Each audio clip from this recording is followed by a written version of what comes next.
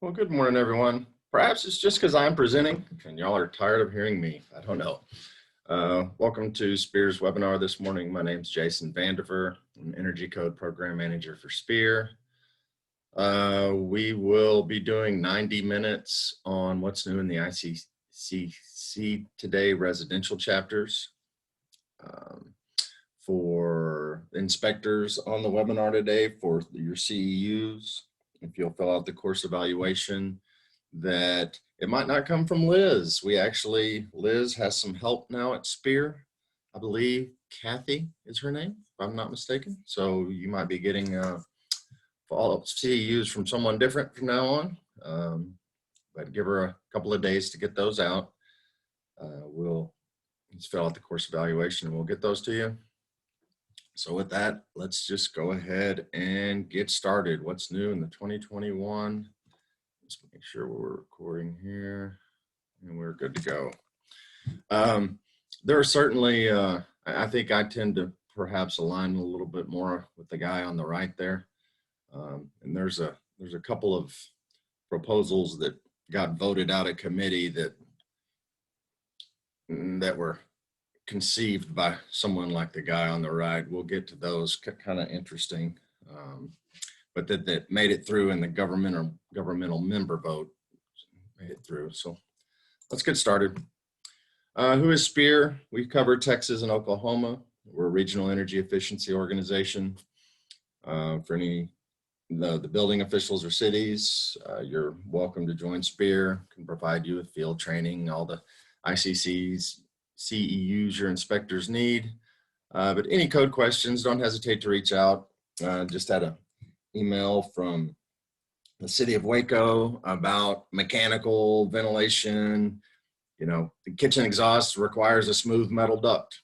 Evidently, Christensen AC is telling them, oh no, we can use flex duct for that.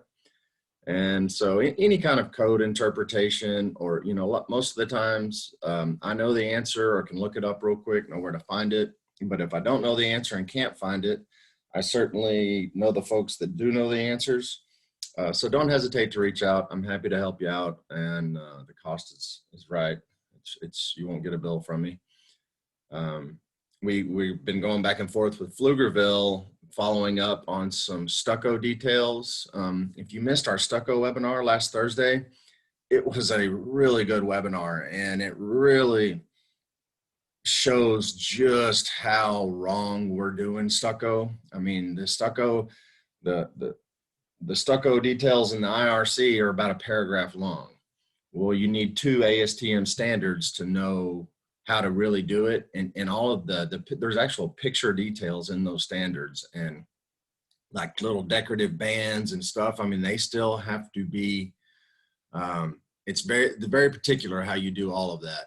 Oh, yay. Somebody shouted out that they love that one. Yeah, if you missed the stucco webinar, but you're not really into watching them without CEUs, it was such a good webinar. I'm going to run it again in about 6 weeks or so. So if you can't get to it in the next 6 weeks, I'll get it back on the schedule and we'll do it again live for CEUs. But if you can't wait 6 weeks, it is on our YouTube channel. Please hop over there and subscribe. You just go on YouTube and SPEER, S-P-E-E-R, communications. It'll come right up. Let's go ahead and get started. So today, I'm going to lay out a little bit about state law and when and if the 2021 is going to come, what law we're currently under, five minutes on that tops. And then I want to spend maybe 10, 15 minutes on just most of y'all probably already know this, but there might be a few folks that just don't quite understand compliance paths and where the base calculations come from. And does my HVAC energy use count, or does it matter? And so I'm going to go through some really kind of looking at the 2015 energy code when I'm going over the compliance paths and the 101 type items. And then we'll spend the last hour or so on changes to the 2021. So this will be the majority of the section here. And it is 90 minutes. So we'll be done at 10:30. I promise I won't keep you late. So we got a quick poll here. This is kind of fun. Let me launch the poll. So you can answer that. I'll go ahead and read it. What is the oldest known law or code that contained language related to construction? A, the first construction codes are about 100 years old. B, about 250 years old. That came as a result of the Great Chicago Fire. C, a little over 500. D, way old, back from the time of Caesar, about 2100. Older than that, about 3800, 5000, or I didn't even add G. But let's see, we've got the majority of the folks are saying even older. Wow, over 5,000 years old. That's usually not the most popular. Usually the most popular is B.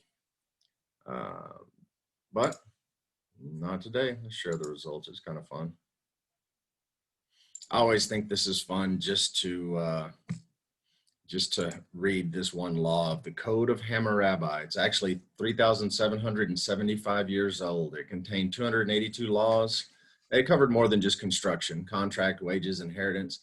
And we wouldn't need building codes at all if we had a code like this. Code number 229 of the Code of Hammurabi is, if a builder built a house for someone and does not construct it properly and the house falls in and kills its owner, then that builder shall be put to death.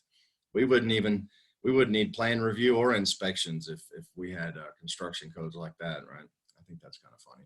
I always like to start my non-code folks presentations with this silly little bit of history, but it's true. It's kind of neat.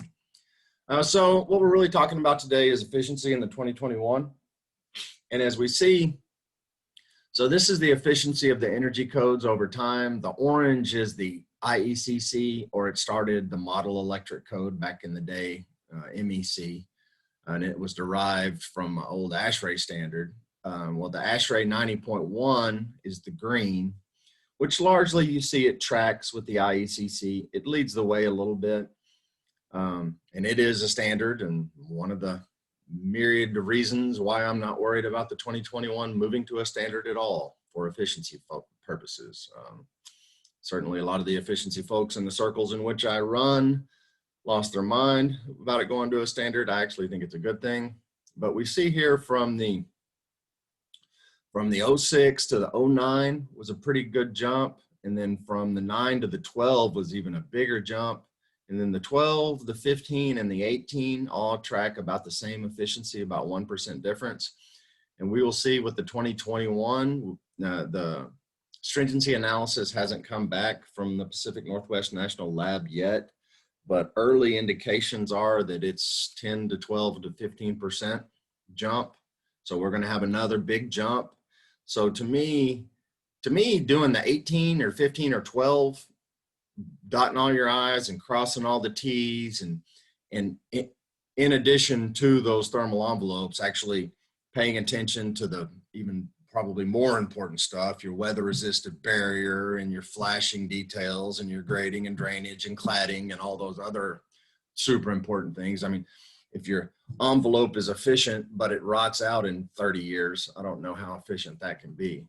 But with the 2021 jumping down here, another big step, we've got a fantastic baseline to work from going forward. And I really think, for all intents and purposes, we've really kind of squeezed all we can out of the efficiency for the most part in the energy code. I mean, I think 1 to 2% incremental gains going forward will probably be the norm. I did kind of briefly mention the IECC. So those of you that don't know how the code development process works, any person that wants can submit a code change proposal. Well, and there's various committees and processes that the ICC goes through, and sometimes those code change proposals just get rejected immediately at the committee. The initial committee that hears it, no thanks, we're not doing that. Well, there was a handful.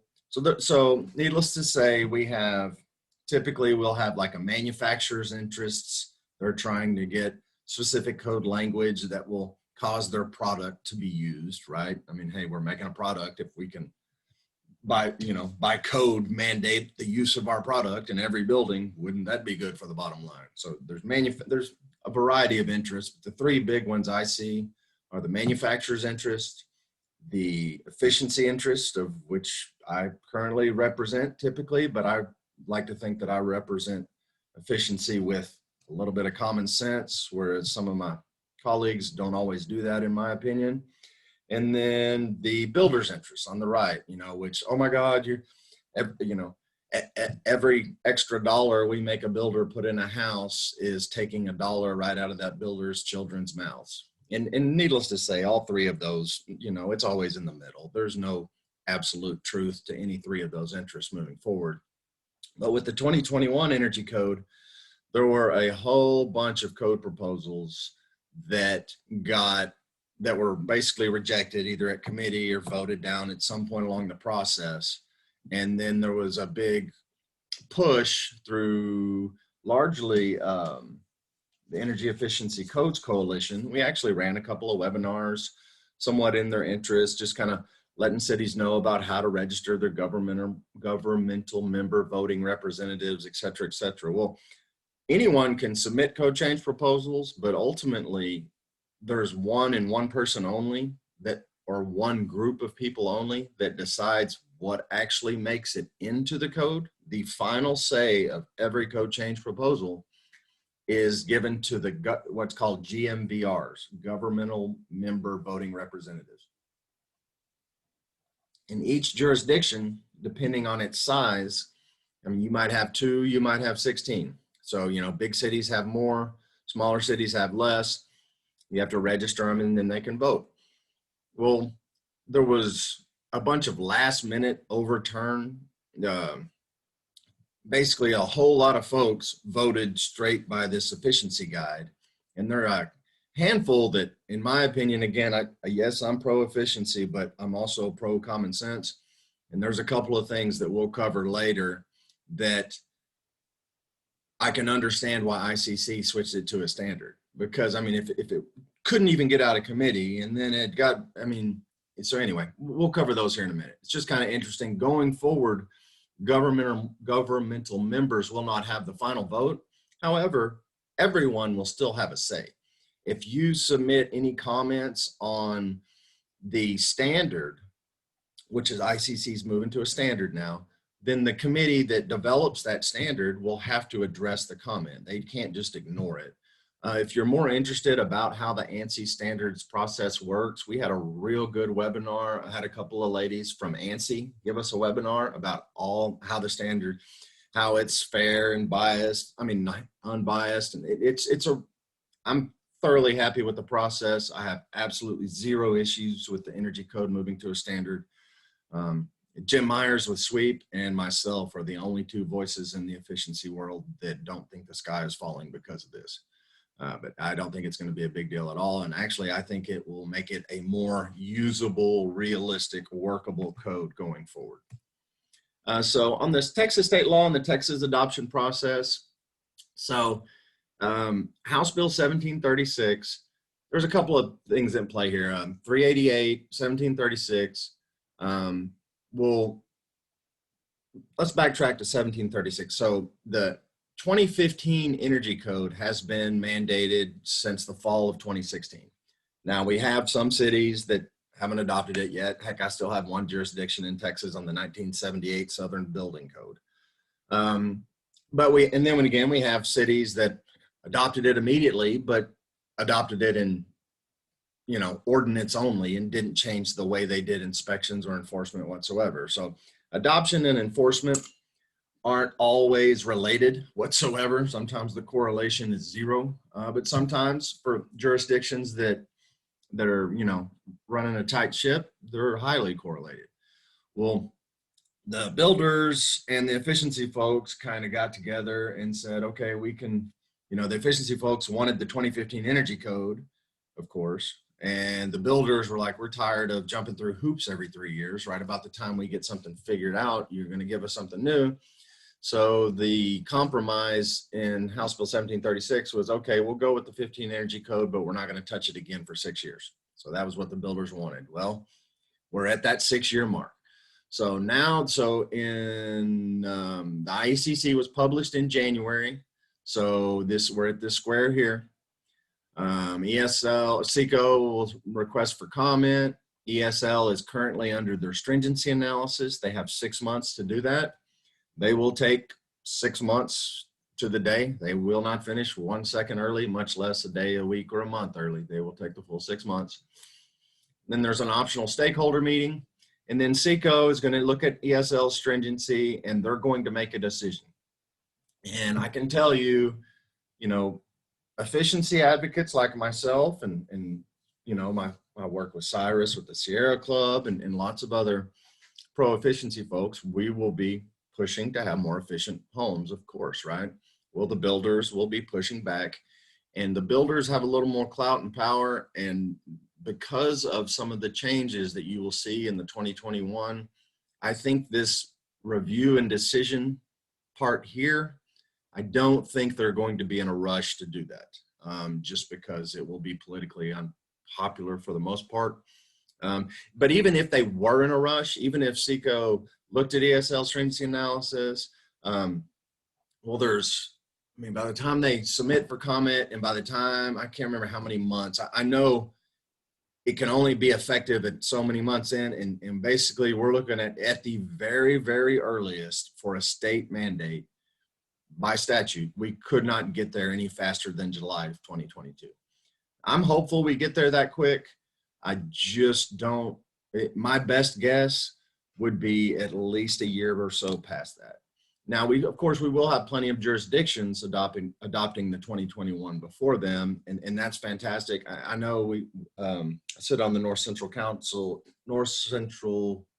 Texas Council of Governments Energy Code and Green Advisory Board, and a lot of the jurisdictions in the DFW area will go ahead and move to the 2021 way before this July 2022, but they will incorporate a lot of the amendments that we made as a board. And, you know, frankly, David Lady, who represents the Dallas Builders Association, and I'm kind of the tree hugger voice, and he's the builder voice, but we meet in the middle and give and take, and we had some real good amendments, I think, for the most part, for the NCT cog area that still increase efficiency. But there's a couple of things in here, as you'll see, that maybe you want to look at before you adopt the 2021. Okay, we already talked about that. That's been effective for a while. And this will be the same thing. The same type of chart will be coming, except it will say, now, again, these numbers aren't out yet from the people that get paid to publish these numbers, which is these folks down here, the Pacific Northwest National Lab. But it will be as similar, except it'll say going from the 2015 to the 2021. I'm guessing you're going to be looking at about $2,000 to $3,000 more, this same kind of cost. And you're going to be looking at this same thing here. And but you can really just kind of ignore all of this except for these two numbers right here. And what this basically means is, well, hey, Mr. Builder, if you spend an extra $2,000 to build that house, are you just going to eat that $2,000? No, you're going to charge it to the home buyer, right? Okay, Mr. Homeowner, you spent an extra $2,000 to buy a house. Well, Mr. Homeowner, that $2,000, when you finance it over 30 years, that's going to raise your mortgage payment $10 a month. Well, if I can save you almost $20 a month on energy, I mean, raise your hand if you want an extra $10 a month. I mean, that's from day one. That's basically what it amounts to. Now, if you're me, you might waste it on something like that over there on the right, but hopefully you folks would give it to the church or do something a little more productive. So kind of on the 101 side of the energy code, climate zones, what is this? And this is really the base, the foundation of the requirements in the energy code are based in climate zone. We don't have to build homes. We don't build homes in North Dakota the same way we do in Brownsville, Texas, right? It wouldn't make any sense. In Brownsville, you turn your heater on for 15 minutes a year. In North Dakota, you turn your air conditioner on for a month a year, or you might not even need it. So the way heat transfers is way different. I mean, heat always moves from hot to cold. And so that heat flow, They're trying to keep their heat in while we're trying to keep the heat out. So, you know, we don't need an R60 wall in Texas. You might need an R60 wall up here. And that's how the climate zone breaks down is, hey, based on your weather, that's how we figure the math for what your building thermal envelope components need to be. You see in Texas, we have climate zone 4 up here in the panhandle. This is the dry humid line, a white line. Climate zone 3, climate zone 2, and then a little surprise coming for you here. I don't want to, we'll save that. So looking at the layout is the same. It's 6 chapters, same way. We've got the, hey, a building official, how do you adopt this and administer it? Of course, chapter 2 and all the codes is always the definitions. And remember, when you're reading through your code book, if you see an italicized word, that italicized word means go back and look in chapter 2. It has a specific definition. Chapter 3 will be the general requirements. That's where you'll get your climate zones broken up by county, a few other things, heating degree days, a handful of other things. And then chapter 4 is the meat, potatoes. This is everything but the drink. I mean, this is it, the chapter 4. Existing buildings, a lot of times references back to chapter 4. And then of course we have our reference standards. And then the appendices are not adopted unless you specifically adopt them. I love that. I think that would work, right? So on the scope of them, and I'm just going to kind of go chapter 1, 2, 3, and then we'll do a little bit of 101 on compliance pass. Or that's in the middle of the chapter 1, 2, 3, and then we'll get to the 2021. So I always like to tell plan reviewers, if you have a if you make an energy code related request on a plan review, you know, an energy code related comment, you cite something. Yeah, good point. Yeah, and the vertical lines, and actually they're not vertical lines anymore though, Karen. Now it's blue, because you can't buy the PDF of the codes anymore. Now you have to pay for IECC.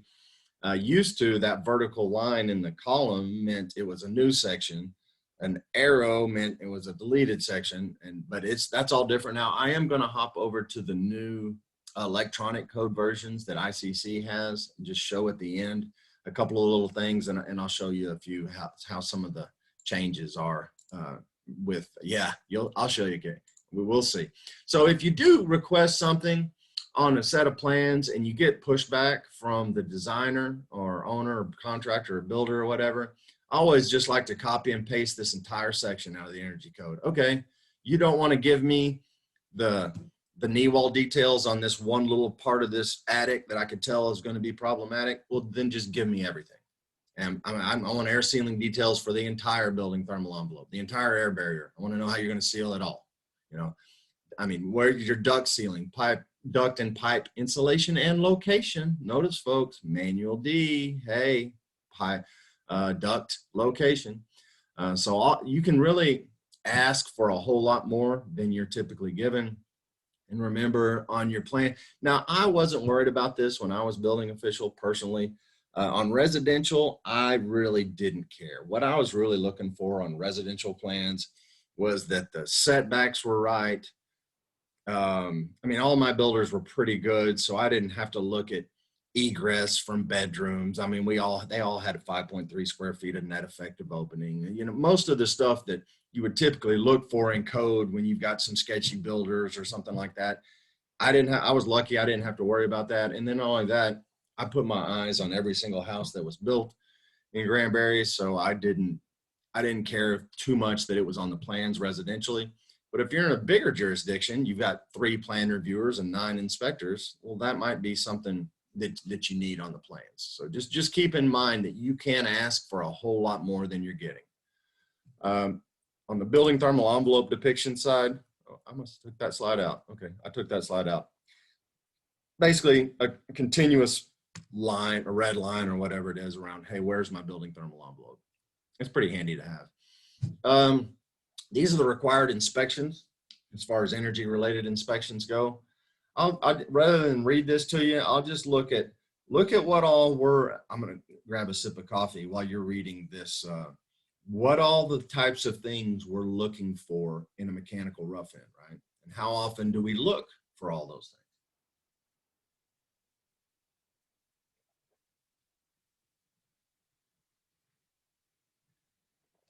Oh, I don't know what I would do without coffee.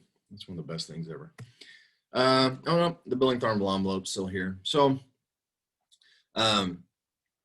you might want some sort of, here we see our fluffy stuff. Well, this ceiling, this here, I might want some details here, because here to me it looks like we maybe need to get a little piece here in a block or whatever it may be.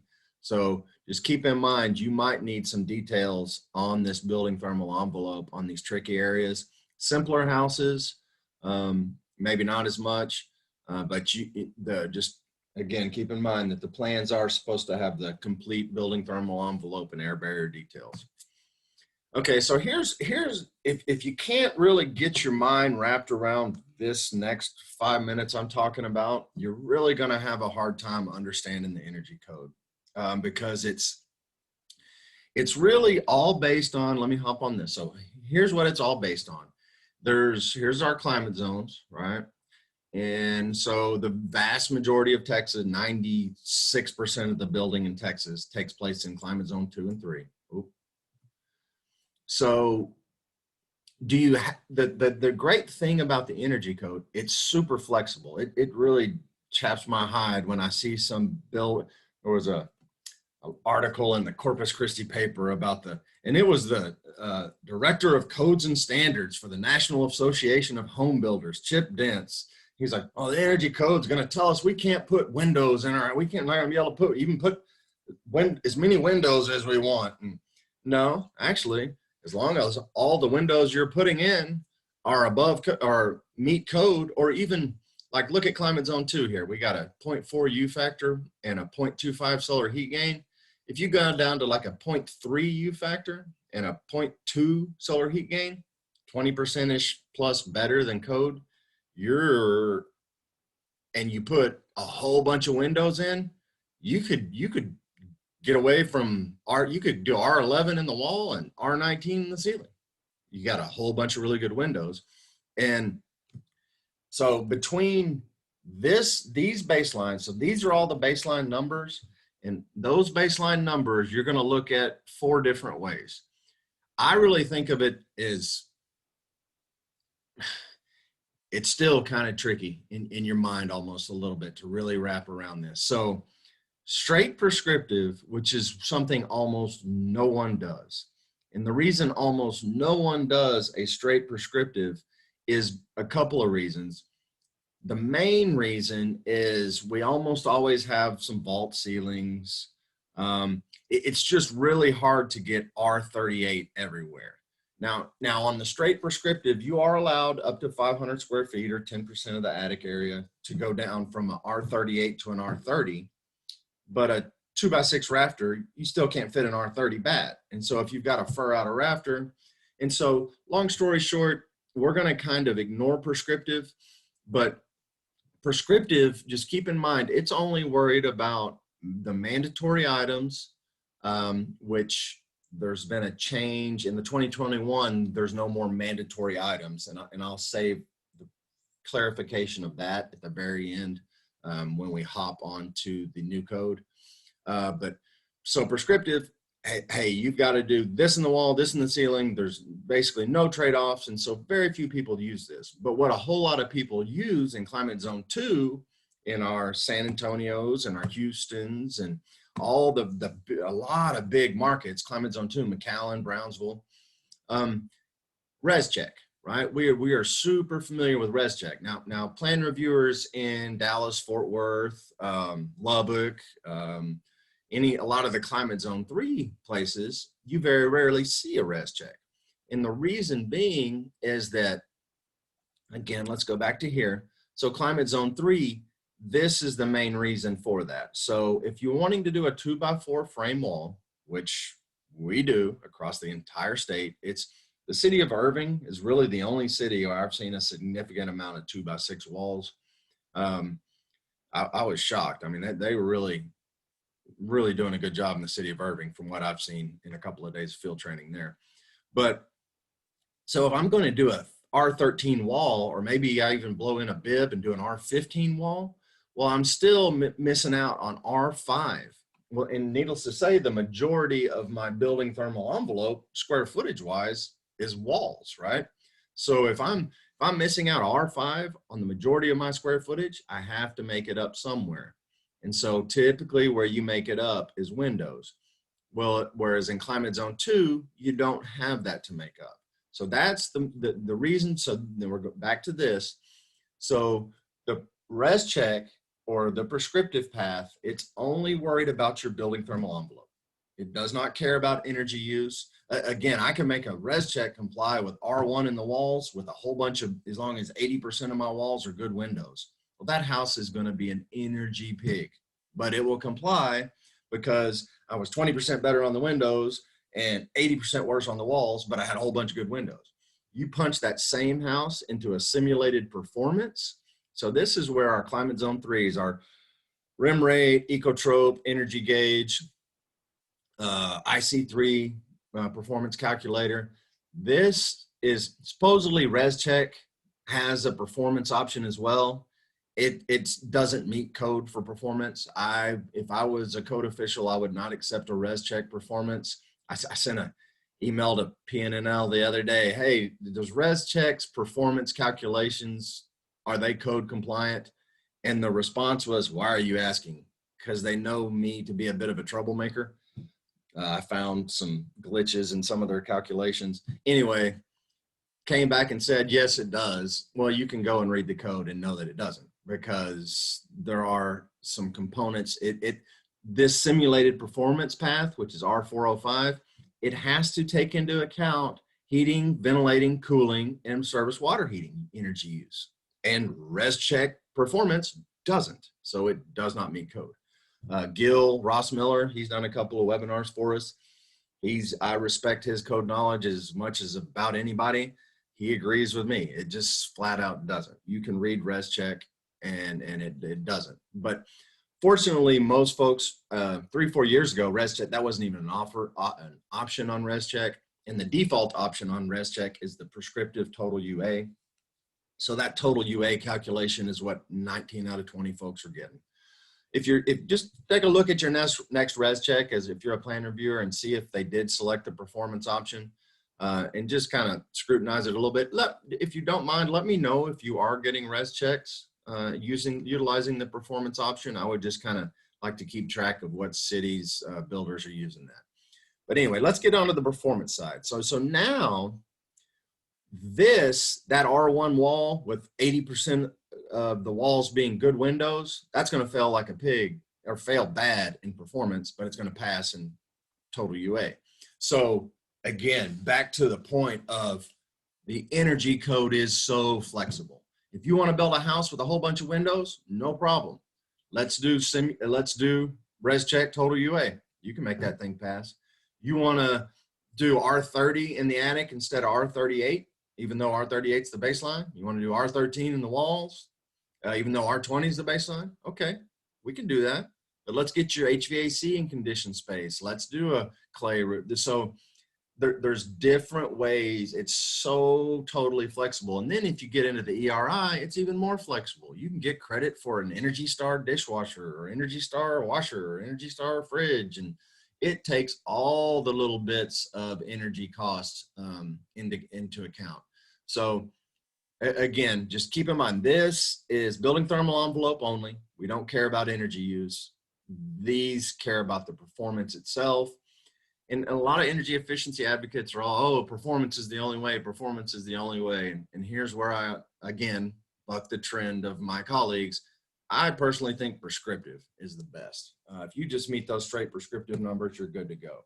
I mean, if I can get an R20 wall in Dallas, or a R13 wall with a 5 continuous insulation, and I get R38 everywhere, in my vault ceilings, I fur them out, I get R38. My HVAC walkways, I fur them up, I get R38. That building thermal envelope is going to perform as well as I need it to. And again, remember, this is the 2015. We'll get to the 2021 here in a minute. Again, for the calculations, you could do them by hand.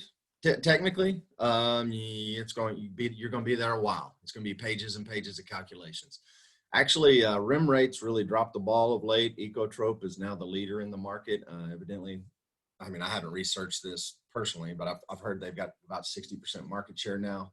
And we have our very own Texas specific IC3 code compliance calculator. That's a real simple one to use. It's free. You don't have to pay for it. So again, okay, Mr. Builder, ResCheck is free, super flexible. Okay, you don't want you're in climate zone 3, total UA isn't going to work for you. Okay, IC3 performance calculator, it's free, totally flexible. There's just really no excuse to not make a house pass.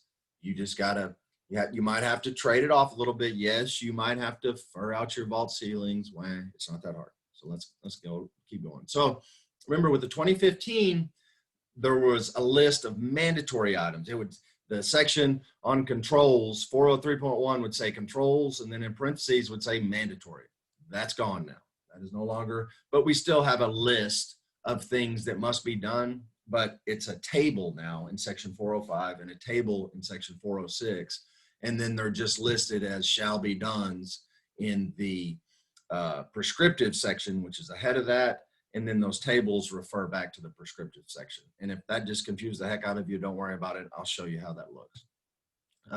This is one of the main reasons, and we already kind of talked about this as far as being the main reason in my mind on moving to the total UA and having to use ResCheck in climate zone 3 or using a performance calculator, I mean climate zone 2 or performance calculator in climate zone 3 is the vault ceilings. And but if you use a raised hill energy truss, you can basically go down one insulation level. That's gone from, I know it was in the 06 code. I mean, it was a R30 ceiling and you could go down to an R19. So it's been in the code for a good long while. It's still there, basically, but nobody uses straight prescriptive. If you were using the straight prescriptive path, this is the only time this will apply. And you'll notice there's a handful of items in the code that says, that'll say reduction not allowed in ResCheck, or it doesn't say ResCheck. Reduction not allowed in total UA. It also wouldn't be allowed in performance. In performance, you would, if you had 500 square feet R38, and you had 200 square feet of HVAC walkway at R19, and you had 400 square feet of vault ceiling at R22, you would have all those square footages punched in. Same with total UA. Whereas the straight prescriptive, I could see straight prescriptive being useful if I was building some really simple, you know, 3-bedroom, 2-bath, 1,200 square feet, just box, simple roof, just, you know, super simple starter home type thing. A straight prescriptive would be a way to do it, and it would be a fairly easy way to do it. And you do a raised hill energy truss on there, boom, you can reduce one insulation level. This is new in the 2021, and basically continuous baffles. There's no more every other rafter cavity or anything. It says, you know, because think about if we've got ventilation up in the top of the attic and ventilation down in the soffit, on a real windy day, you're going to have wind washing through here pretty quickly, and you're going to have this blowing off into the soffit and blowing back off the top plate. So in the 2021, we'll be baffling. And look, we keep our 1-inch airspace here. It doesn't specify what material you use. These cardboard baffles are super cheap. This isn't going to add $50 cost to a house. And it will maintain the integrity of the insulation, and it will maintain the attic ventilation. So it's a good idea. This is from the 2015. This is no different. Really, let's skip that and kind of get onto the 2021 stuff. This hasn't changed from unconditioned spaces, weather stripped, sealed, insulated, adjacent to surrounding areas. Actually, they did make a change. Part of the reason these attic tents and then this especially, that doesn't stay over time, right? And this, you leave it unzipped or whatever it may be. So there is a change coming up to the 2021 in that. I'll show you here in a minute. To me, and I've always said, if you're looking at 2 things to do in the energy code, you test it and you follow the air barrier and insulation installation table, and you're 95% of the way there. If you haven't really got in the code book and looked at this, So it breaks down all the components throughout the building thermal envelope, general requirements, ceiling, attic, walls, can lights, whatever it may be. Tells you how you have to do your air barrier and how the insulation has to be installed. And of course, manufacturer's installation instructions, of course, play a part in all that. Again, this is from 2013. This stuff's not happening in several jurisdictions in the state still, knee walls. So we got a couple of ways to make that happen. Manufacturer's installation instructions on bat insulation, say insulation installed in walls shall be enclosed on 6 sides. I mean, depending on the manufacturer, it has different verbiage, but basically it's telling you get an air barrier when it's installed in a wall. Think about how important that is, because in our attics, you know, we've got 140 degrees with only 3.5 inches of fiberglass. I mean, that air moves through the first inch or two of it pretty quick at 140 degree air. So that's important. This one's ignored a lot, but I was reading ICC compliance brief the other day, and on average, you're looking at 3 to 4% of the exterior wall being header, okay?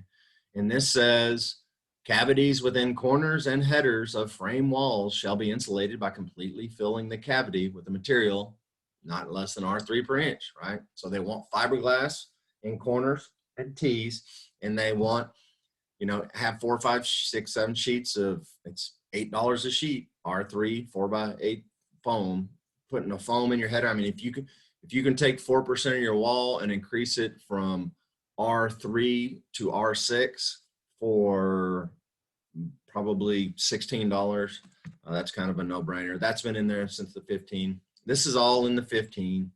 Obviously, we know to seal those. That's in the 15. And think about it. This is a slide out of my NAMA presentation, my grade 1 insulation installation presentation. Well, think about heat. So heat moves from hot to cold. Well, if you have areas like this, that's like the Autobahn for heat. This is a road with potholes in it, not very fun to go fast on. This is the Autobahn. Heat's really going to zip through those areas. So if you're looking at an R30 attic, if only 4% of it had gaps, the effective value of that R30 attic is going to be R13. So the gaps in the insulation that create those heat superhighways. And you might think, oh, it's only 2 inches here, 3 inches there. But I mean, oh gosh, when was it? Thursday last week, I was in McAllen doing a field training, and we were looking, and I'll reiterate when we get to this little video later, but we added it up. The areas in the exterior wall that had R0 was almost 60 inches, 60 inches by the 8-foot plate. So what is that? 40 square feet of exterior wall had R0. So if we've got, that's about 4% gaps. So look at the kind of reduction you can get in the insulated value with gaps. So you might not, like I said, again, you might only see an inch here or an inch there, but when you add them all up, it can be quite substantial. This quick little video, you've probably seen this before. Just keep in mind, this would be like a bonus room above a garage. And this is all required in the 2020, in the 15. All this language carries over into the 2021. It hasn't changed. So imagine this, again, bonus room above a garage. So we've got unconditioned below, we've got unconditioned here. Hey, we've got a 4-hour rafters to get the full depth of insulation. Now you can possibly trade that off, but I would need to see it in the calculations. I would need to see it in the permit paperwork. So this is unconditioned over here. So what do we have to do? Block and seal, right? It's got to be blocked and sealed from unconditioned to conditioned. The most important aspect to me, again, our attic, this area in here is 140 degrees. And then these little attic areas like this are typically notoriously underventilated. So it might be 160 degrees, that rigid air barrier on the back side. Our baffles, right? Our roof deck manufacturers require a 1-inch clear airspace. So we have baffles to allow that air up to the ridge vent. Now, what if you can't get a ridge vent on that roof area? You know, I don't know of a great way to accomplish that. You're typically going, you really need to ventilate that roof assembly, but in reality, you probably wouldn't if you couldn't get a ridge vent. Now here's where I have no tolerance as an inspector. And again, I mean, at that field training last week, and that, I mean, they're doing a real good job on so many things. And then they just so drop the ball on corners, not so much, right? I mean, a 3-stud corner, piece of cake. Although as expensive as studs are, you might look at those drywall clips now, right? The little metal where the drywall clips, I mean, a stud is about $7 now for an 8-foot stud, or 10 for a 10-foot, or even more is what I've heard. They've even gone up more. But the most important thing here is this right here. I'm going to pause it. So what you will see in current construction, this is T. So this is an exterior wall, and we counted them. We had, it was like 16, 17 T's in this house. And when we figured it up, it was 60 inches by 8 foot tall. So 48 square feet of R0. And I grew up framing houses in Dallas, and this is the way we did it. You just lay out a normal wall, and then you mark where your T comes, and where your T comes, so it basically, what a T is, an interior wall meeting and an exterior wall. So you would have 2 studs here, here and here, with blocking, some just to hold them apart, blocks between the studs. So you've got the studs. These are just for drywall nailers. The sole reason these studs is drywall nailers. Well, what you're seeing is a ladder frame T. So you just lay out your normal wall, and you use scrap lumber to cut blocks, and then you have your drywall nailers. A lot of times drywall guys don't like that. They want a continuous nailer. Well, what my builders in Granbury did, if say you've got 14 T's, well, if you're going to build traditional T's, that would be 28 2x4 studs, because you have a stud on each side. Well, 28, what they would do in Granbury, they would substitute those 28 2x4 studs and use 14 2x6 studs, which are cheaper. And they would just turn a 2x6 stud on edge here, and then you have a drywall nailer all the way down both sides. The absolute cheapest way is this ladder framing. But the completely unacceptable way, and it's been in the code since '09, you have to have something that you can stuff a little bit of fiberglass behind. Because again, who wants a section of wall 4 feet wide plus with R0 in it? Nobody. So that's what's required. Let's keep going. All penetrations must be sealed. This is a fun little, hey, can you spot the 2 code violations quickly? We don't have a disconnect. This Armaflex here has to be protected from physical damage and UV damage. If you ever do change out inspections, you will know that that's gone in about 4 years. Weeds, sun, and this isn't new to the code. This is the manufacturer's installation instructions. You've never been allowed to just let that stuff, let the sun hit it. HERS score. So we did if you're interested in the differences between HERS and ERI, we did a full webinar a couple of weeks ago. That's on our YouTube channel about the differences. They tried to make it align. I don't quite understand what ResNet was doing with their 301 and 380, the standards that tried to get you to calculate the ERI, and why they're not the exact same as the HERS. I mean, I think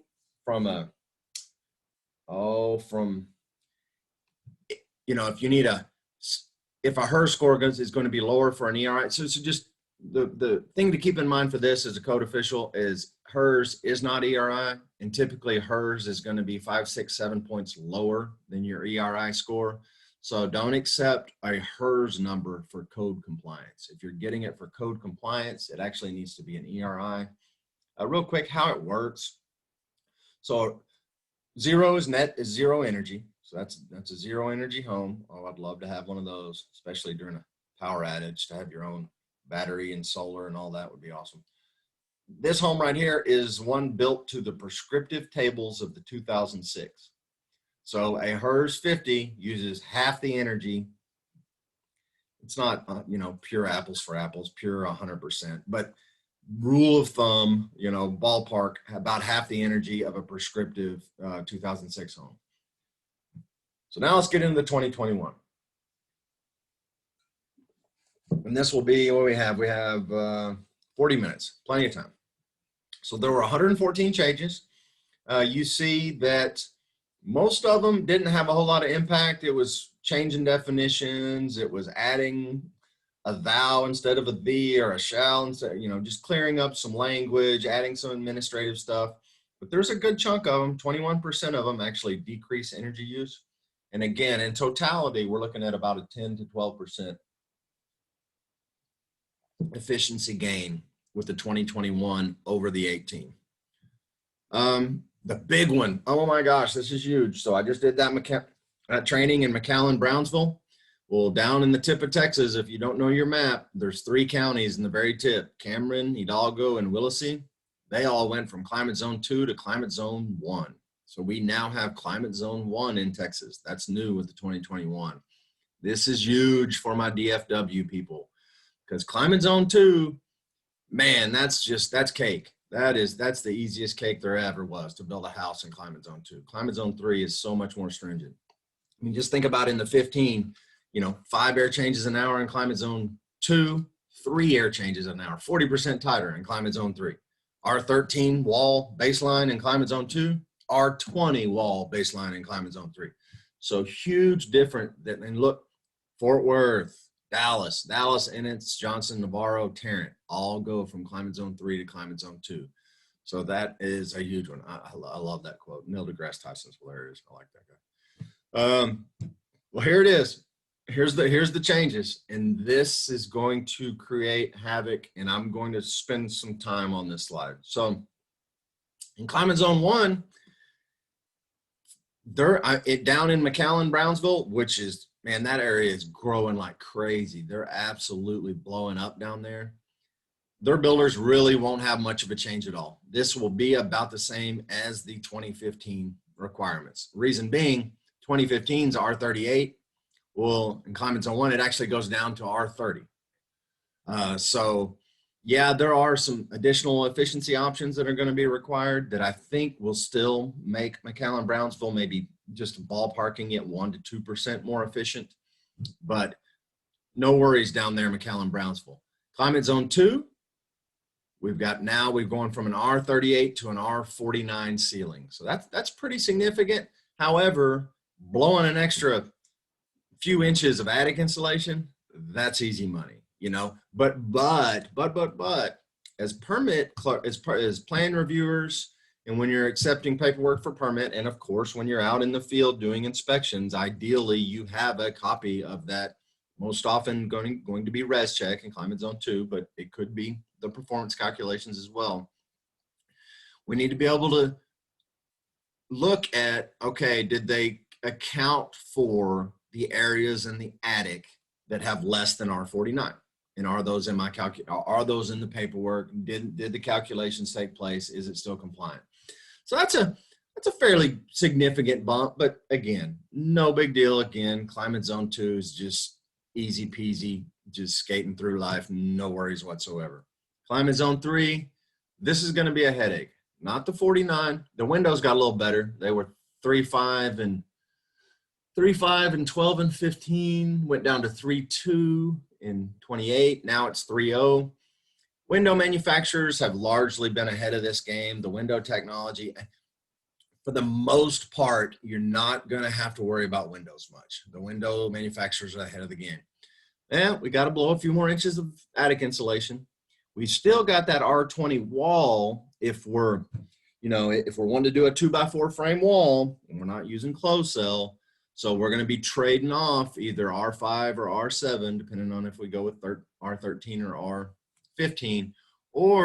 And all of the walls now throughout all the climate zones have a nothing in the cavity and continuous insulation option. That wall will actually perform really well. Or this is a 13 in the cavity plus 5. But basically, if you're using a 2x4 wall and you don't want to use continuous insulation, you're going to be trading that off. Well, it's harder to trade it off with the windows because the U factor got a little tighter, okay? But here's the big one. And this is why I got the email response, why are you asking, from PNNL? Because their slab calculations in ResCheck are broken. And I pointed it out to them a couple of years ago, and they admitted they were broken, but weren't fixing them. And I just finally got tired of them not fixing them.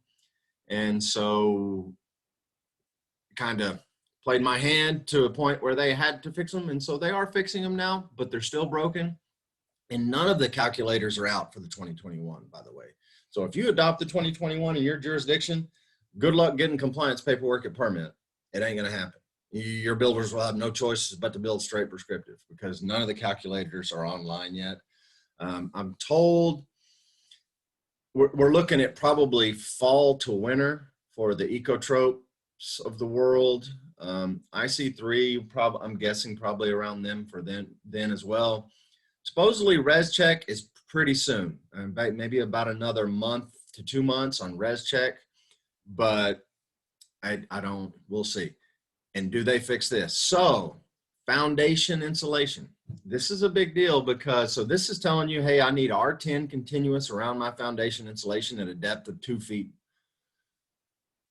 Well, if I'm a builder and I've never done foundation insulation, my foundation guys don't know how to do it. You know, the energy code, that's what's been great about it the whole time is depending on my subs and my crews and my product availability, I can trade off here, there, no problem. I can make my house comply, better windows, but well, you're not going to be able to trade this off. In my mind, especially, I mean, Dallas, Fort Worth, I mean, we've got the air conditioner on more than we got the heater on. I mean, Snowmageddon, the exception, of course, that was brutal. And foundation insulation would have been fantastic during Snowmageddon. It can kind of work against you in the summer. In my mind, I don't like this. I think this should go away. Certainly at least until they get the calculations fixed. And I just think the builders are going to have a real hard time trading this off. So just really look at this strong. I mean, I want more insulation here and oh my gosh, give me this over this. I would trade this off all day, but if the calculations are still broke or if they're just not quite right in my mind, granted, I'm no engineer, anyway, and just keep in mind, this is going to be super problematic. We've been battling this with NCT COG and how do we deal with it? I think it can go away in climate zone 3 personally. That's my personal opinion. Climate zone 4, our buddies in Amarillo, oh man, you're going to 2x6 walls. You're not going to be able to do 2x4 walls anymore because you don't have the trade-offs because you've got R60 required in the ceiling and a 20+5 required in the wall. So not only a 2x6 wall, a 2x6 wall with a R5 continuous, 1 inch of foam. I think they probably could have gone 20+3 here. But so really to meet code, and then look at this, 4-foot depth of R10. So I can't wait till the calculators come out so I can start playing with them, but I can guarantee you can't get a house to comply in climate zone 4 with a 2x4 wall. So so SECO 2x4 wall. Now granted, I'm all for switching to a, insulated ICF or aerated autoclave concrete or there's all sorts of better ways to build houses, CMU, foam filled, continuous insulation, but the reality of it is 20 years from now, were I a gambling man, which I am, I would say we are still stick framing walls with 2x4s in 99 out of 100 homes in Texas. It's a shame. A 2x6 wall, in Texas, the walls where we lose a lot of that stuff, 2x6 walls, and it makes your window wells cool, prettier. And there's a lot of advantages 2x6 wall. And if this pushes us to it, more power to it. I hope it does. But there's going to be a tremendous amount of pushback with that. So just keep in mind, this is a big headache. This, not so much. Let's keep going. So some of the significant changes in the definitions. I'm going to save this dimmer. So they now added a dimmer definition and an occupant sensor control definition. And I'll come to what I think is a ridiculous code proposal here in a minute, which was turned down and then got overturned by the GMVRs who just voted by the voting guide. For the raters on the webinar, we now have a dwellet unit enclosure area definition where you're going to be looking at the volume. So you're measuring it from the finished floor to the underside of the floor above. Sometimes that was left out, the interstitial space between floors. if we have solar, we need a certificate. Some of those not too terribly relevant. So I had an email from one of our energy code ambassadors up in the Fort Worth area. He's like, hey man, so he had looked at these plans and was like, how do this is the HVAC duct right here. He sent me a picture, and I will be following this project to the end. So I'll tell you how it goes. I can't imagine condensation not being a problem with this, but he's like, this isn't going to work in my, he's doing ecotrope calculations for permit. And he's like, well, I can't make this work with R0 on the duct, but it's going to be buried in dirt. So it does have some thermal resistance. Well, how do I calculate that? I mean, what do I do? And he had no idea, right? And I'd never seen this. I mean, these are floor registers. This will be buried. I mean, from a structural engineer's point of view, I don't know how he sleeps at night. I mean, I would want this at least a foot deeper for the insulative properties and for my structural. And oh my gosh, this would give me nightmares. However, this is a new definition in the code, which basically gives you, allows you to do the math. So, hey, what is this material? Dirt. How thick is it? So you can do the math. And it's really, I think theoretically, this is a great idea. I just don't, it worries me in reality. And I will be following this closely, and I'll certainly let everyone know if this does work and they don't have condensation and moisture problems, because this could really be a great idea as far as, I mean, insulating your ducts. I mean, that's going to be the same temperature year round. So it could be good for heating and cooling. Fantastic idea, but we will see if it works. But in plan reviewers, if you get any of this, this is how you calculate the R value of the duct, or energy raters. My first and only ever code change proposal submittal was accepted in the 2021 code. I'm quite proud of it. Actually, I'm not proud at all. It's just, I always thought it was dumb that on the energy efficiency certificate, it lists all this stuff, but how do I even know if that stuff met the code? Or how do I know if it, so now you need your energy compliance path in the code edition. That was a Jason Vandever code change proposal, made it in the 2021. Everything else is the same. I prefer this on the electric panel. I know my buddy, that the inspector that was doing this, he's an electrical inspector as well. He hates it on the electric panel. You can put it basically wherever the building official says is okay, but it needs to be posted somewhere. And then now it needs to have the energy compliance path and code edition. Keep in mind, we do need that insulation certificate. And it's got a, hey, what is the settled R value? How many bags? Inspectors, if you ever go do a final inspection and you're up in the attic and you're looking at the blown and you're thinking this looks a little thin, look at the number, look at right here, the number of bags that will be on that certificate, and go out to the dumpster out front and count the number of bags. I tell builders that all the time. More than once I've seen 38 bags on their certificate and there's 36 empty bags in the dumpster. Well, they took 2 empty bags on the truck with them? No, they shorted the builder 2 bags. Fantastic resources for installers. So, and I'm going to go ahead and hop here real quick if it'll let me. So if you're an inspector and you're out and you're doing a, it might not get there. Let's see if it does. No, okay. I'll show you here at the end. Well, basically this is a 14-page guide in Spanish. Fantastic pictures. It's also in English, and there's also other good resources. You'll get a PDF of the presentation today. And when this is on PDF mode, you can click on these hyperlinks and get to these hyperlinks.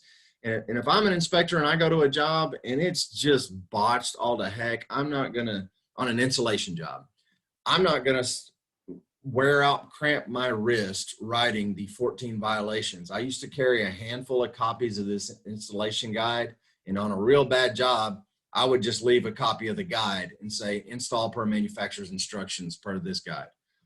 Fantastic guide in Spanish, 14 pages, pictures, pictures, pictures. It's fantastic. They have some other good resources as well. So this is the big one. This is where we get our additional efficiency. And this is where we actually, in climate zone 1, even going from R38 to R30, which kind of crazy to me that they did that, but they did. But this is where we're still probably going to be 1% to 2% better in my mind. You don't have to read all this. Basically what this says is whether you're using prescriptive or res check, which is also prescriptive, right? Total UA is also prescriptive.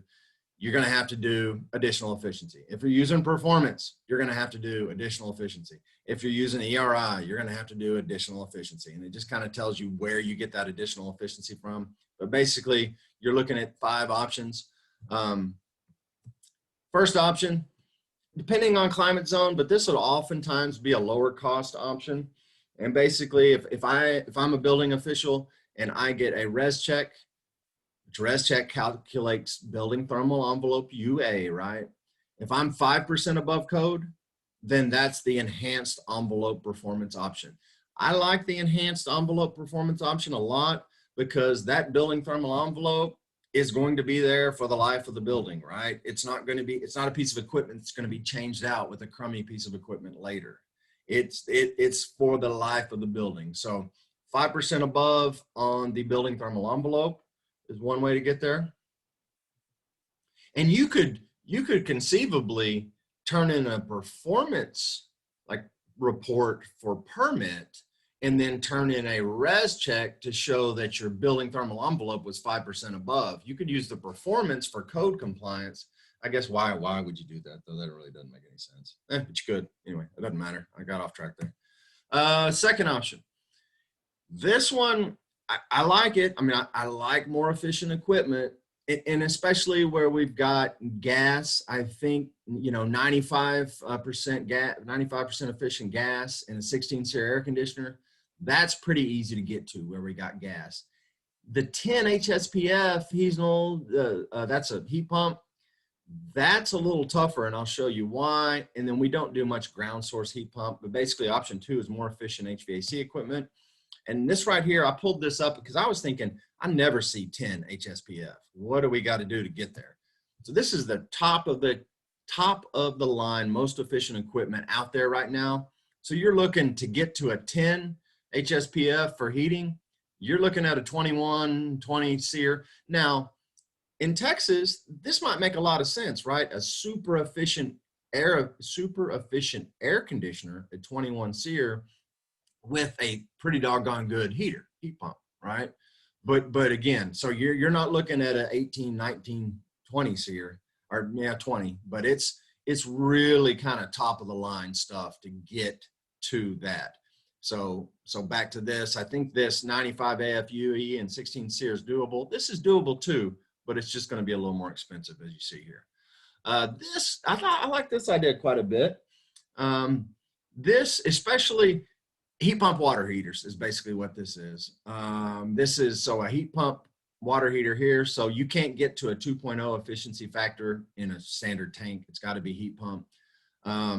And then if you're using gas, it's got to be 82 or 0.4 for solar. But for most of the time, we'd be looking at heat pump. Well, if your water heater's in your garage, I mean, who doesn't want their garage a little cooler? I mean, it would be taking some of that heat and moisture out of the garage and converting that heat into heating the water. And look at the difference. And this can be especially attractive if on on homeowner changeouts, it would be as well, but the homeowner changeout wouldn't do you any good for being one of the required options. But a lot of times, I don't know if the federal government offers this or not, but I know local utilities will offer this quite a bit. There might be a $400 or $500 rebate on a heat pump water heater. Well, if a heat pump water heater is $800 more, but I get a $500 rebate, well, then it's only $300 more.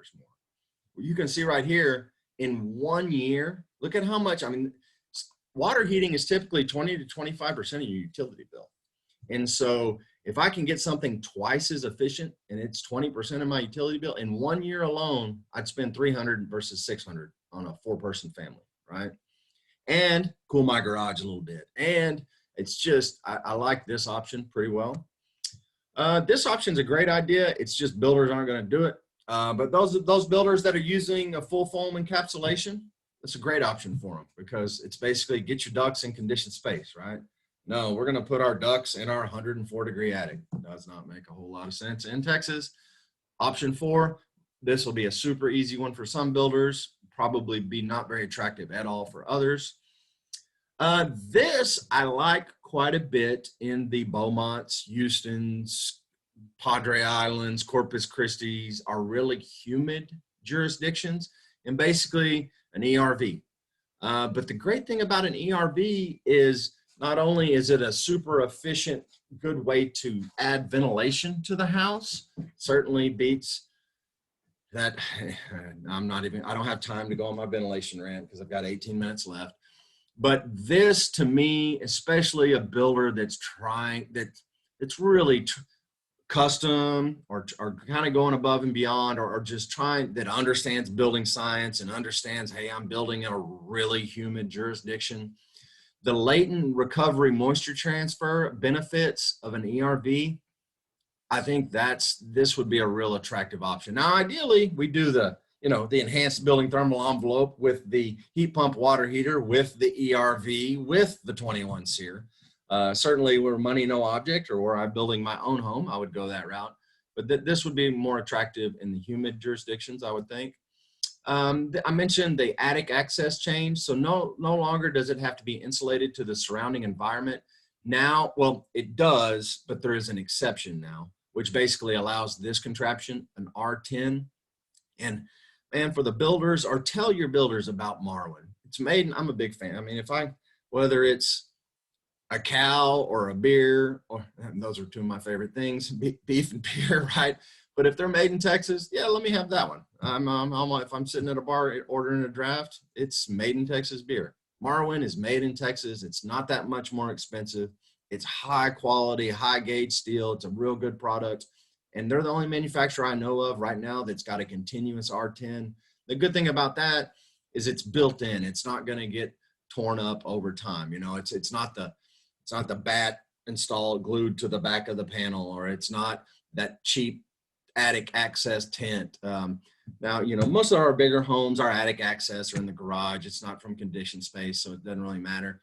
I can tell you when I'm looking at buying one of these to replace my attic pull down stair. I've got one in the upstairs of my house, and it's not weather stripped. I can't believe I've lived in this house 2 years and haven't even weather stripped it yet, but I haven't. But this is a great product, and it's not that much more expensive, and it's made in Texas. Man, it's about time the Energy Code addressed this. This drives me crazy. Now, our flames red folks, you just put your earmuffs on. I wasn't worried about this. Of course, if there's storage in the attic, this foam can't be exposed. I didn't care personally as a code official, because you're only in your attic getting down the Christmas decorations, and that life safety risk, what didn't matter. So basically what this is saying in the 2021 Energy Code is, hey, where we go from our 10-foot ceiling to our 12-foot ceiling and we have a knee wall, we need some sort of an insulation dam, because it's foolish. And it, as expensive as OSB is $5,000 a sheet. It's not really, but it's almost 30 a sheet now, if I'm not mistaken. Well, this 1/2-inch foam is still $9 a sheet. Again, builders, have 4 or 5 sheets of this delivered with your lumber package. This is great for knee walls. Now, this is a little flimsy. You might want to upgrade to an R5, the inch thick for the knee walls. This is, as much as I hate T-ply as a weather-resistant barrier, this would actually be an okay area for T-ply. I think it would hold without folding over. But the best thing, think about, again, heat in a superhighway. It moves faster if the difference from the hot to cold is greater. Well, we've got it 72 in the house. We've got it 140 in the attic. Studs are R3. If we can double the insulated value of 25% of that wall, 25% of that wall stud, double the insulated value, 20% of the wall, with a few sheets of R3 foam and create an insulation dam, that's an absolute no-brainer. I'm happy to see this in the code. They added the word air sealing to the insulation, installation, and air barrier table. They got a little pickier at some of the areas. Rim joists are a bad leakage and insulation spot. They added some extra language there. I'm going to kind of speed it up a little bit because I do want to finish on time and then show you the new code.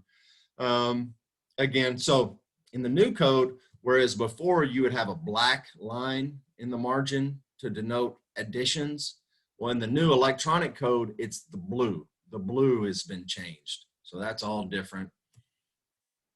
Here's some other residential changes of note. Below 1,500 square feet. So typically, the smaller the house, the harder it is for that house to meet the blower door requirements. A 5,000 square foot house is a whole lot easier to pass a blower door test than a 500 square foot efficiency. And so there's some allowances for 1,500 square feet or less. And actually, even in climate zone 3 and 4, and all the climate zones now, you can go up to 5 air changes an hour. There's an allowance in the calculations now to go up to 5 ACH. And for the smaller homes, you can use a different CFM per square foot calculation metric. So basically what it's recognized is 3 ACH is not easy. It's not hard, but that was one of the builder's main complaints. And so this made it in. Hey, we'll give you an allowance, but make it up somewhere else. And then the second thing was really small homes have a hard time complying. Okay, we'll change the calculation metric for the small things. NEMA OS4 electrical boxes, I'll go on a rant, or not really a rant, but I'll go on that here in just a second. Mechanical ventilation testing is now required. So mechanical ventilation has been required since the 2012. Well, in the 2021, the testing of that mechanical ventilation is now required. I think that's, you know, as we've gotten these envelopes tighter and tighter, the reality that our mechanical ventilation methods largely suck has come to the forefront with mold problems, and they just don't. I mean, that Honeywell controller with the 6-inch duct run to the soffit and then into the return, I think that's a terrible way to do it personally. But that's what a lot of builders in Climate Zone 3 went to. Climate Zone 2 as well. Now we're going to have to test that. There's no way in the world that's going to pull the CFM it's supposed to. And the thing I hate about it, it's hooked into the air handler, that Energy Pig air handler. I'm a big fan of the Q-Fresh. Brown and Panasonic make them as well, but Google QU Fresh. I need some sort of smart ventilation. So when it's too hot, too wet, too cold, too dry outside, the dang thing shuts off. I don't want to be pulling in 98 degree, 92% humidity into my home ever. So smart ventilation is, I hope smart ventilation makes it into the 2024. We'll see. It's gone to 100% LED lighting. It's kind of changed the definition a little bit, but for all intents and purposes, we're looking at 100% LEDs, which is no big deal. Most builders are doing that. I've got another little, this is stupid here in a second on this, although I do love the exterior. And there are some heated garage requirements. Basically, you got to make your walls, and if you're going to heat your garage like the rest, and of course that has to be isolated. So another change in the windows, and you've seen this on the stickers for a while now, but we're looking at less than 0.3 on the air infiltration, right? We've always looked at our solar heat gain and our U factor. Now also we're going to check our air infiltration. I wouldn't, again, the window manufacturers typically way ahead of the game. If you ever have any questions about NFRC and ratings, I'm buddies with one of the engineers there. I can get your questions answered. I got a great explanation on commercial, right? Because the commercial windows never have a label, even though in the energy code says shall be labeled. Well, how does that work, right? Labeled right here. And labeled, it's in italics. So then you go to the definitions chapter. In the definitions, it says affixed to. You're not getting stuff affixed to commercial windows. And so that's, I'll probably submit a code change proposal for that. Oh, who cares? Anyway, I can send you what you need to ask for commercially if you're interested, or anything in FRC, let me know. I can help you out. So this is interesting. So this says, it's a change. It says, so basically it says all outlet and communication, electrical and communication outlet boxes, so that's every box, electric box, shall be marked NEMA OS4. I'm like, what is a NEMA OS4 box? And in the new code, you can click on the new stuff, on the new additions to the code, and there'll be a little P, I think it is, a little yellow P, and I clicked on the P, and it'll show the initial code change submittal and who submitted it and what their reasoning was and what the background of it is. It's really interesting to see how the changes in the code have evolved, who submitted them, what was in the language in the initial submittal, and all of that. Well, surprise, surprise, NEMA, the National Electrical Manufacturers Association, submitted that, hey, let's make all boxes NEMA OS 4, because then we can see where that's going, right? Well, I'm sitting here and I clicked on the code change proposal, and NEMA, so anytime you submit a code change, you have to have a statement whether it will or will not increase the cost of construction. Well, this code change says will not increase the cost of construction. I'll hop on Amazon and Home Depot, and cheapest NEMA OS 4 box I can find is $8. Well, those outlet boxes from an electrician, I mean, I pay like 80 cents at Home Depot. I bet if you're an electrician and you buy them by the case, they're even less than that. Well, if I've got 80 boxes in my building thermal envelope, and I've got to go from 80 cents a box to $8 a box, how in the world does that increase the cost of construction? So I've got I don't know about a buddy. He's helping me out. He's super friendly. One of the most knowledgeable code guys I've ever met, Brian Holland with NEMA. He's their codes expert, and man, is he sharp. And he knows all the background, all this. And he says, oh no, they don't have to be marked NEMA. You can either air seal them per the table, or they can be NEMA OS 4 airtight. And I was like, Brian, that's not how I'm reading it. It says electrical and communication boxes shall be marked. He goes, yeah, but when we submitted that, so keep in mind this, when you're reading the code, this will tell you they have to be NEMA OS 4 boxes, which don't go enforcing that. Those are $8 a box. Your builders will hang you. I mean, that ain't going to work. Let them keep air sealing them with the poly seal the same way they're doing them. You know, the boxes on the building thermal envelope, they need to be air sealed. Well, that's no different. That's no change. And this code change proposal was submitted as an option. However, that's not what it says. And so then I sent to ICC for a code interpretation, and ICC comes back and says, nope, they've got to be NEMA OS 4. And I'm like, oh my gosh. So don't send to ICC for an interpretation of this. If you need an interpretation, send it to me, and I'll send you NEMA's original code change in their language. And it was not meant, it says they shall be, but that is not meant. That is not how it was meant. I like this picture, right? This duct, it should have been cut shorter. If this is our air barrier, I've got to get this blocked and sealed. I mean, we sealed this, but we don't. I mean, how oftentimes in between floors do we not get a good block and seal? In the 12, 15, and 18, you could put R6 in unconditioned space and trade it off if you did the performance path. You couldn't on ResCheck, Total UA. But now all paths in the energy code, it's minimum R8 duct. We're looking at controlling our hot water if we're recirculating. That's in the 2021. It's got a little pickier about how it needs to be controlled in the 2021, but not too much. I'm not going to go on my mechanical ventilation rant. Y'all have all heard it a couple of times before, but here is interesting. So those builders that are still using their air handler as their mechanical ventilation, you're not anymore. Yay. This needed to be taken care of a long time ago, because that air handler isn't going to push 1.2 CFM per watt. It's not going to meet the minimum efficacy requirements. So we're going to have to do something besides using our air handler for ventilation. About time. So that's in the 2021. Just to keep in the lighting power density, so it's lumens per watt is how the energy code tells you if your light bulbs meet code. Code requires 70 plus.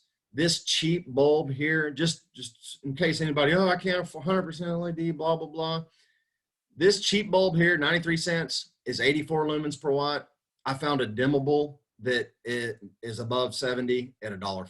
So there's no excuse not to put LEDs 100%. Now this is just crazy dumb.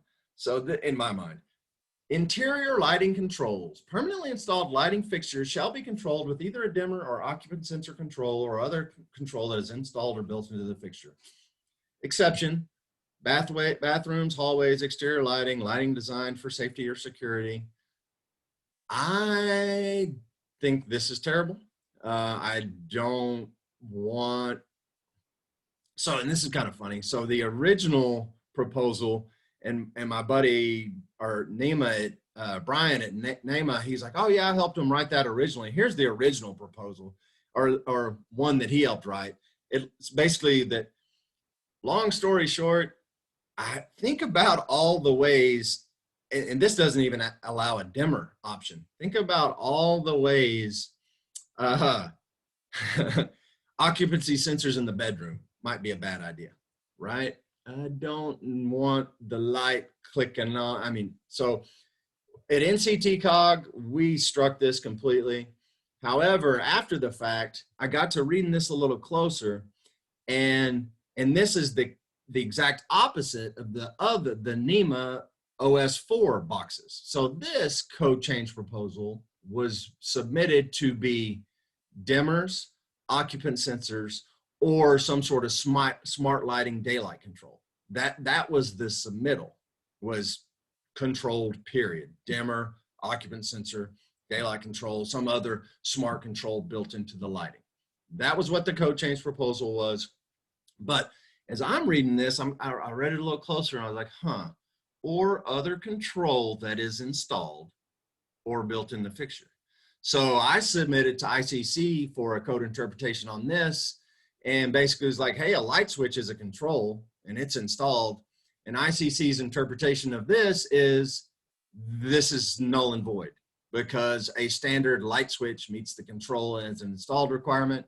So I was kind of happy. I would go with ICC's interpretation on this personally. Now, are dimmers a great idea? Yeah, they are, but they're fat and they fill up a box, and it's, do I really need dimmers in my guest bedrooms that I'll never use? And dimmers are quite expensive, or a decent dimmer is 10 times what a decent switch is. And so I think maybe if we would have gone with 50% or something like that, maybe I could get on board. But motion sensors in the bedroom, I'm 100% against. But now this, absolutely. And it drives me crazy, right? You got that one neighbor who's got all their outdoor lights on 24/7, 365. Exterior lighting now has to be controlled for homes. Hey, when the sun's shining, the lights need to shut off. I think that's reasonable. And daylight sensors are pretty doggone cheap these days. So this isn't going to add a lot of cost, be a whole lot of problem. And I mean, yes, the lights need to go off when daylight's on. I'm just curious if anybody thinks that occupancy sensors in the bedroom are a good idea. Yeah. Oh no, exactly. No, I mean, if I left a room when I was a kid and didn't turn the light off, boy, I was hearing it from my parents, and my kids and my wife, they act like they've never heard of that in their life. Kurt Rich from NEMA reminded me, I sent him this presentation just to kind of look over, and he reminded me, don't forget about the 45L tax credit. You know, if you're in a jurisdiction that is on the 2021, I mean, you are really likely to be able to get $2,000 for that house in a tax credit. So remind your builders to take advantage of that 45L tax credit. And I noticed just yesterday that there's new proposed legislation, which this current administration, I'm assuming this type of legislation will get through, and that 2,000 is going to go to 2,500. And if you're building to the 2021 already, making it zero energy ready is real simple. I mean, it's as simple as running some conduit for future solar and leaving spots on a roof, and you might be looking up to $5,000 tax credit. So for builders, there's a real good chance this will more than offset the additional costs. There's positive proof of global warming right there on the right. And time for questions. We've got, oh, I'm 1 minute over, but with this few of people, probably not going to have many questions, if any, anyway. Well, thanks for joining me, everybody. I don't see any questions. We will wrap it up. Again, don't hesitate to reach out, and I'm happy to help you out any way I can. Happy to help. Everybody have a great day, and don't forget to fill out the course evaluation.